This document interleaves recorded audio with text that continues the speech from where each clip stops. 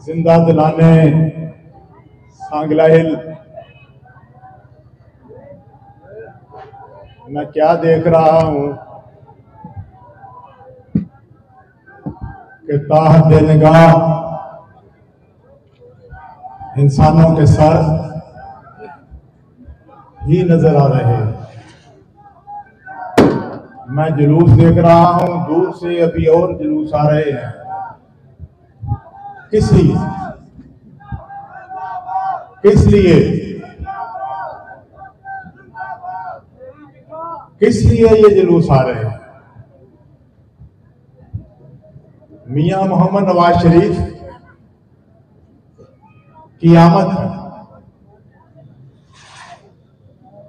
मैं पिछला हफ्ता कश्मीर में तकरीबन काफी जगहों पे कन्वेंशन करके आया।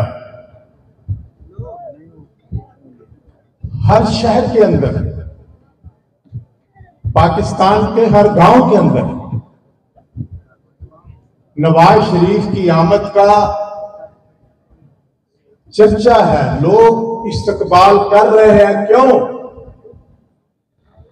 इसलिए कि नवाज शरीफ तो तरक्की और खुशहाली का नाम है। जो इस्तकबाल करते हैं नवाज शरीफ का, वो अपने मुल्क में तरक्की और खुशहाली का इंतजार कर रहे हैं कि कायद कब आएगा और मेरे मुल्क में वो तरक्की का सिलसिला जो टूटा था 2017 में दोबारा शुरू हो जाएगा। मैं चूंकि वक्त मुख्तर है, ज्यादा बात नहीं करूंगा, लेकिन एक बात तो बताऊंगा आपको कि 2017 तक यहां तेल की कीमत क्या थी, पेट्रोल की क्या थी, आटे का क्या रेट था।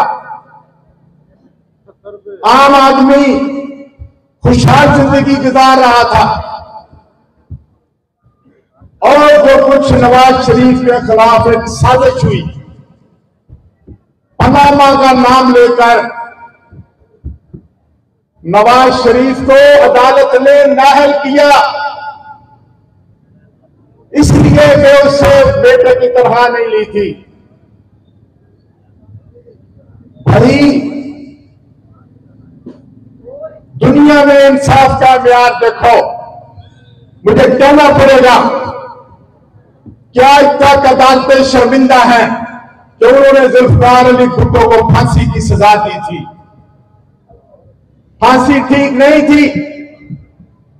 इसी तरह नवाज शरीफ के खिलाफ जो मुकदमा 1.5 साल चलता रहा और उसकी सजा दी, वो जज फौत हो गया, लेकिन अदालतें शर्मिंदा होंगी कि हमने गलत सजा दी थी। सजा इसलिए कि नवाज शरीफ मोटरवे बनाता है, सजा इसलिए कि नवाज शरीफ एटम बम बनाता है, सजा इसलिए कि नवाज शरीफ गरीबों की बात करता है। नवाज शरीफ को जेल भेज दो। नवाज शरीफ ने कहा, मैं खुशी से जेल जाता हूं। है कोई मिसाल कि नवाज शरीफ अपनी बेटी को लेकर जेल में चला गया? भाई, बना क्या, निकला क्या नवाज शरीफ से? आज वो शर्मिंदा हैं जिन्होंने सजा दी थी। आज वो शर्मिंदा हैं जो लाए थे इमरान खान को। छुप के बैठे हैं क्योंकि उनके अपने घर को उसने आग लगा दी, कोर कमांडर हाउस को उसने आग लगा दी, GHQ को उसने आग लगाई, ISI हेडक्वार्टर में उसने आग लगाई। पाकिस्तान के टूलो और में अगर गरीब यहां पे रोटी खा रहा था तो उसे रोटी छीन ली। मैं सुनता हूं कि गरीब को रोटी 25 रुपए की मिलती है और इतनी सी मिलती है। नवाज शरीफ के जमाने में 4 रुपए की रोटी थी और उसका बाकायदा वजन करता था मजिस्ट्रेट आके। असिस्टेंट कमिश्नर की ड्यूटी होती थी कि गरीब आदमी को सस्ती शिया मिलनी चाहिए। और भाइयों, गरीब आदमी ने बिगाड़ा क्या है इन लोगों का?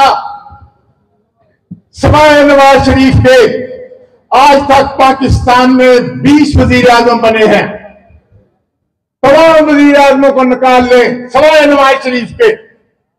जितने काम नवाज शरीफ ने किए हैं, जितनी तरक्याती नवाज शरीफ ने की है, इसलिए मैं कहता हूं कि नवाज शरीफ का दूसरा नाम है ही तरक्की। तरक्की नवाज शरीफ। मेरे भाइयों, हम झूठ की सियासत नहीं करते, हम पार्टियां बदलने वालों की सियासत नहीं करते, हम लोटों की सियासत नहीं करते। हम अपनी पार्टी के लिए अपनी मां एक समझते हैं, दो माएं नहीं होती। हम समझते हैं कि जान तो आनी जानी है, इस जान की कोई बात नहीं। जिस दस से कोई मक्तल में गया वो शान सलामत रहती है। मैंने देखी है जेलें, मैंने खाई है मारे। मुझे कहा गया पार्टी बदलो, मैंने कहा मैंने अगर पार्टी बदली तो सांगले की मिट्टी को दाग लगता गया।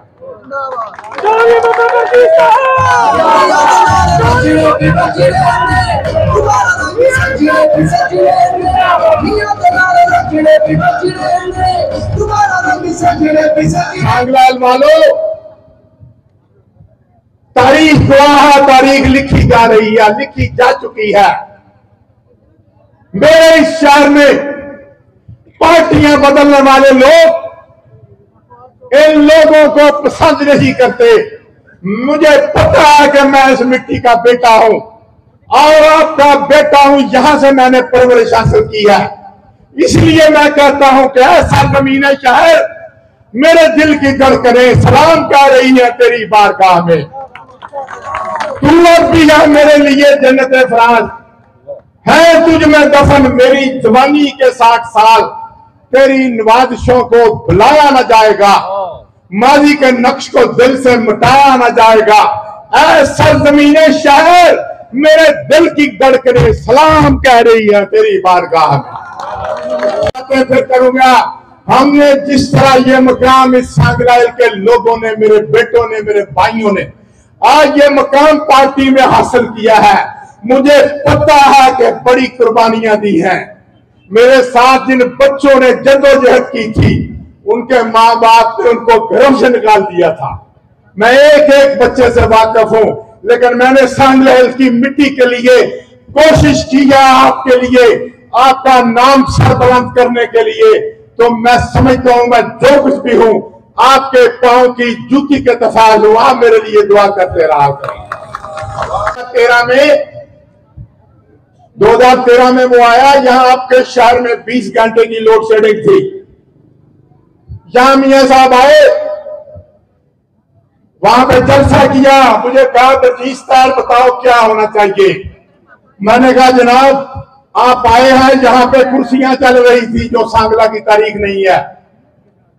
जिन लोगों ने नवाज शरीफ की आमद पर कुर्सियां चलाई, मेरे शहर की अजमत पे दाग लगाया, मैं उनके साथ नहीं हूं। मेरे कायद ने कहा कोई बात नहीं, बताओ मैं तुम्हें क्या चाहिए। मैंने कहा जी आप तकरीर करें जाए। उन्होंने कहा ये नहीं हो सकता, तुम पहले तकरीर करोगे। मैंने कहा जी चले मैं तकरीर करता हूं, लेकिन मेरा दो मुतालबे हैं मेरे। एक तो मेरे शहर को यहां पे 66 केवी का ग्रिड है, कोई झुमरे से बिजली बंद करता है, कोई फैसलाबाद से करता है, कोई शाहकोट से कर देता है। मेरे शहर में 5-5 मरतबा रोज बिजली बंद होती है। मेरे कायद इस ग्रिड को 66 केवी से 132 का कर दें। मेरे लीडर ने वही हुक्म किया, 80 करोड़ रुपए से जाए देखे 132 केवी का ग्रिड बना है कि नहीं बना। हाँ होगी, जितनी लाहौर में डिफेंस की बंद होती है, कोई माइका लाल सांगलाइल की बिजली ज्यादा बंद नहीं कर सकता, क्योंकि नवाज शरीफ ने 80 करोड़ रुपए से आपको 132 केवी का ग्रिड दिया है। साथियों, दूसरा मैंने कहा जनाब ये इंटरचेंज मुझे दें। ये इंटरचेंज ट्रालियों पे मिट्टी डालकर रिश्तेदार नहीं होते। ये मेरा कायद आया यहाँ पे, आपने देखा कि वहां पे इंसानों का समुंदर था। मेरा लीडर मेरे पास खड़ा था, मुझे कहा बलजीत साहब ये तो बहुत बड़ा जलसा है। मैंने कहा ये लोगों की एक डिमांड भी है। कहने लगे क्या? मैंने कहा लोग कहते हैं बलजीत साहब तो हमारी गलियां बनाते हो, तुम हमारी नालियां बनाते हो, हमें सुई गैस चाहिए। सांगरा इलाका इलाका है जहां सुई गैस नहीं है। गोपालपुरा में, रोसपुरा में, हाजीपुरा में, ये सारा इलाका मेरे का है जिसे गैस नहीं है। मेरे लीडर ने फौरन वहीं पे पूछा गैस वालों को कि बताओ, मैंने भी एफसी में लगवाया हुआ था। उन्होंने कहा जी 3.5 अरब रुपए बनता है। मैंने अपने लीडर से वही ऐलान कराया और आपके सामने आज कोई भी इस इलाके का तहसील सांगला, तहसील काकोट, तहसील जमतराबाद एक गांव में जो बता दे जहां पे सुई गैस नहीं है। और 3.5 अरब रुपए से जब मेरा लीडर दूसरी मर्तबा यहां पे आया, मरियम नवाज साहब थी, मेरे लीडर ने पूछा बलजीत साहब क्या चाहिए, ये बड़े लोग आए हुए हैं। मैंने कहा मेरे कायद आज ये लेने नहीं आए, ये लोग मोशन कुछ नहीं है। आपने इनको सुई गैस दिया, सारे इलाके को पूछे इनसे, जो लोग जलसे में थे उनको पता होगा कि नवाज शरीफ ने पूछा क्यों भाई तुम्हें सुई गैस मिल गई है? उन्होंने कहा जी मिल गई है। मैंने नवाज शरीफ से कहा जी आज मैंने आपसे कोई मुतालबा नहीं करना, आपने हमारे दिल जीते। तो बात ये है कि नवाज शरीफ जिसका नाम है वो उसका नाम तरक्की है। वो शख्स 2013 में आया, 20 घंटे की लोड शेडिंग थी। 3 सालों में मैं उनके साथ वजीर रहा हूं। 3 सालों में वो उन बताया गया हमें कि जी ये जहां तो 12,000 मेगावाट बिजली है जब से पाकिस्तान बना है, तो मेरे लीडर ने इन 3 सालों में 15,000 मेगावाट बिजली पैदा की। 15,000 मेगावाट एक रिकॉर्ड, और पूरे पाकिस्तान से लोड शेडिंग को खत्म कर दिया। मैंने आपसे कहता हूं, ये लोग कहते थे ये नवाज शरीफ नहीं कर सकेगा, ये काम हो ही नहीं सकता कि लोड शेडिंग खत्म हो जाए। नवाज शरीफ ने खत्म की। खत्म हुई क्या नहीं हुई? जो कहते हैं वो हाथ नीचे रखे, जो कहते हैं कि बिजली खत्म हुई वो हाथ खड़े करे। लोड शेडिंग खत्म हो गई। कहने लगे जी कराची में लाशें पड़ी रहती हैं, कोटा में जनाजे पड़े रहते हैं, उठाता कोई नहीं। पेशावर में लाशें पड़ी हैं, आए रोज हंगामे, आए रोज कत्ल। मैं भी उनके साथ था काबीना में। कराची गए हम, नवाज शरीफ ने वजीर आला को बुलाया, यही था। नवाज शरीफ ने कहा कि शाह साहब जितने पैसे चाहिए आपको मैं देता हूं।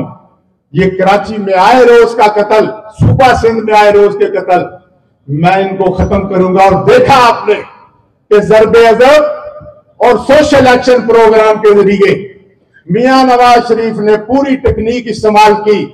फौज के जरिए मिलकर उन बदमाशों, गुंडों और चोर चक्कों को हमेशा के लिए खत्म किया। आज मुझे बताएं, अगर पेशावर में दोबारा दहशतगर्दी आई है तो इन दहशतगर्दों को अफगानिस्तान से किसने लाके आबाद किया है? ये पेशावर में क्या होगा दहशतगर्दी के दिन? नवाज शरीफ ये नहीं करता। नवाज शरीफ ने आपसे आपको लोड शेडिंग खत्म करके दी। नवाज शरीफ ने आपको अमन-ए-आमा दिया। नवाज शरीफ ने सी-पैक के जरिए इस मुल्क में लाखों मजदूरों को रोजगार दिया। नवाज शाह हल किया। जिनको नहीं पसंद आया नवाज शरीफ, आज देखें जिन्होंने नवाज शरीफ को निकाला था।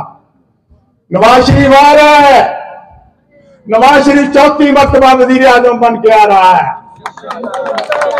तो करम से 4थी मर्तबा वजीर आजम बन के आ रहा है कोई माई का लाल पाकिस्तान में? मुझे बताएं कि नवाज शरीफ के अलावा कोई लीडर है जो पाकिस्तान के मसाइल को हल कर सके? कोई लीडर है जो मेरे मुल्क के अंदर महंगाई को खत्म कर सके? कोई मुल्क है जिसने मोटर, यहां पे कोई लोड शेडिंग को खत्म किया। अगर है तो नवाज शरीफ है।